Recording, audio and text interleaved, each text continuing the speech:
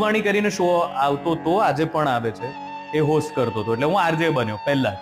અવાજની જર્નીની શરૂઆત છે આરજે, અને એ પણ આકાશવાણી.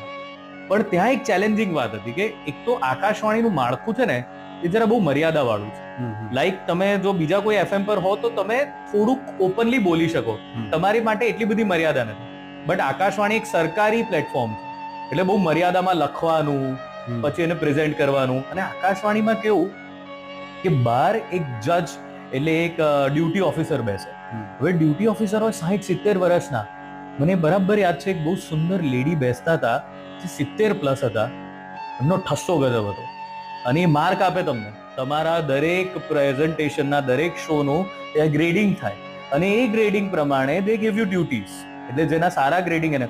અને આઈ વોઝ સરપ્રાઈઝ, મને દર વખતે A+ એવા ગ્રેડિંગ મળતા. પણ ત્યારથી મગજમાં સેટ થઈ ગયું કે અવાજ તો છે સાહેબ આપણું કામ કરવાનું.